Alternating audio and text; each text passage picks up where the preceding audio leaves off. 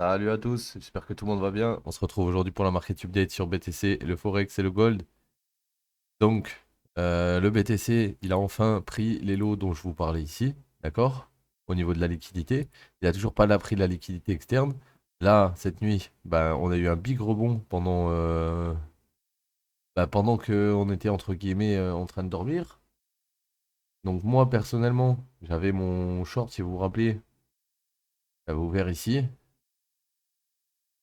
Tac, tac, tac, tac, tac. 25 900 et quelques, 930. Donc dans cette zone.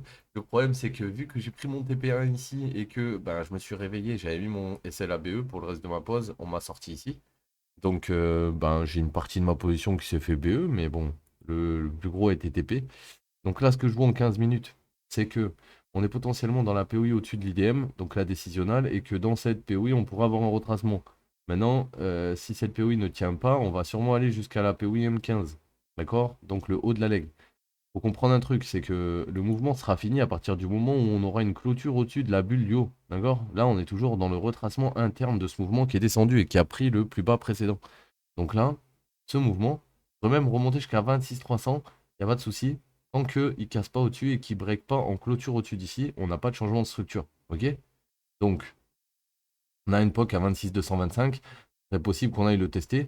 Comme ça serait possible que d'ici, on fasse une ABC pour retester, je sais pas, ça, ou peut-être même plus bas. Dans tous les cas, là, moi, ce que je vais essayer de faire sur BTC aujourd'hui, c'est s'il pump encore ou s'il reste dans cette zone et qu'il commence à casser, ben, c'est le reshort pour aller encore visiter le lot, quoi. Parce que théoriquement, tant qu'on n'a pas pris ça, là, le sell side liquidity, on n'est pas censé rebondir maintenant. On doit encore récupérer ça avant de rebondir. Donc là, ce que je vois surtout, c'est que c'est de la manipulation. C'est un mouvement peut-être de là à là qui est complet, une vague complète, et du coup, bah, ça, c'est son retracement. C'est assez impulsif, c'est pas ça 5 heures du mat. Bon, des choses qui arrivent. Maintenant, il faut faire attention, c'est que si vous j'active mon indicateur pour savoir où sont les previous day high, low, etc. Ben, le truc qu'il y a, c'est que on est passé au-dessus du previous day high, on a méché au-dessus, on a juste méché. Donc ça, c'est une liquidity grab par rapport au high d'hier. Ok? Donc rien ne nous empêche maintenant d'aller prendre le previous day low. C'est-à-dire que là, on vient de prendre le previous day high, on pourrait redescendre sur le previous day low. Ok? Donc c'est exactement ce que je vise comme play. Je me dis pas que ça va redescendre pile poil ici, ça peut redescendre d'un peu plus haut. Mais si ça venait à casser d'ici, il faut savoir réagir en conséquence. Ok les gars? Ensuite, on a dit qu'on allait faire un tour sur Euro USD. Donc l'Euro USD, hier, on avait tapé plusieurs zones. Le problème, c'est que entre hier et aujourd'hui, ben, on a créé de nouveaux mouvements. Donc ton IDM, il était là en fait. La POI sous l'IDM, ça pouvait être cette bougie, mais il n'y a pas eu la réaction qu'on attendait. Donc, on va l'attendre dans l'Engineer Liquidity, potentiellement. Donc sous ça, celle-là, elle est pas bonne. Elle est plus bonne. Mais ici, ça peut être bon sur le Previous Day Open sous cette liquidité. Donc là, on va rajouter une petite alerte ici sur l'euro USD pour savoir si au moment où il aggrave la liquidité, on a un setup pour repartir en longue ou pas. Voilà. Rien de plus à ajouter sur lui. GBP USD, pareil, hein, on était dans une ABC qui est remontée. On a été au 100 123. Depuis, on a été faire une 1, 2. Là, on est en train d'attaquer le reste de la leg. Ça va être compliqué là pour continuer à aller plus haut, sachant que on a déjà hit les 100, 123. Et là actuellement vous êtes dans ça, hein. Là on a un pullback. Le pullback il est venu prendre la liquidité interne. On est dans ça, d'accord? On avait un IDM, il a été pris, on n'a pas créé de nouveau plus bas, on fait une ABC. Cette ABC, une fois qu'elle a été au 100, 123, ben elle est finie. Donc soit c'est la première vague, c'est-à-dire la A qui est finie ici, et du coup on fait une B avant de faire une C. Soit c'est la ABC complète et on redescend, on va de nouveau prendre le lot. Donc là, sur lui, toujours baissier. Moi, ce que j'attendrais, c'est potentiellement qu'on casse en dessous d'ici pour voir où sont mes IDM, Engineer Liquidity et re-rentrer ensuite. Puisque là, c'est un peu brouillon, on ne sait pas réellement ce qu'il est venu fil, on ne sait pas ce qui reste à fil sur dos.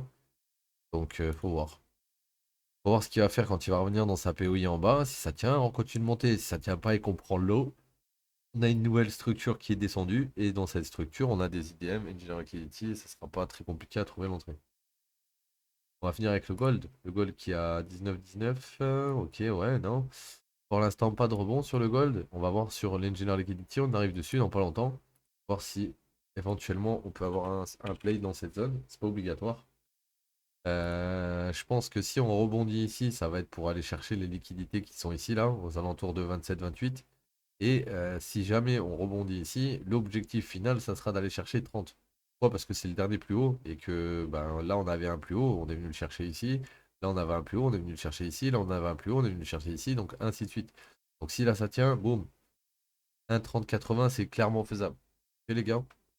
Donc, à voir ce que le marché va nous préparer pour aujourd'hui. Il n'y a pas grand-chose à dire de plus, hein, si ce n'est que là, on est dans des retracements toujours bullish dans la zone, sur le gold, même sur des bearish, hein. Ça peut être une pattern de flag avant de redescendre dans cette grosse POI que je vous ai marqué ici. Le truc qu'il y a, c'est que si là, on casse pas en dessous de ce lot, on valide pas encore de choche sur ce mouvement qui est monté là. Donc ça veut dire que si là, on choche, et je vais attendre qu'il remonte dans le haut de cette leg, et là, à ce moment-là, je l'aurai en short et je pourrais descendre et redescendre TP sur le lot qu'il aura créé. Imaginons, on s'arrête ici pile poil, 19,08. Bah, je vais shorter par exemple 19,28 quand ça va revenir et je vais TP à 19,08. Parce que ça sera le dernier plus bas qu'il a laissé. Ok? Donc voilà. Reste plus qu'à attendre de voir ce que ça va donner dans les zones. Faites attention à vous, les gars. On se dit à demain. C'était Mims. Ciao l'équipe.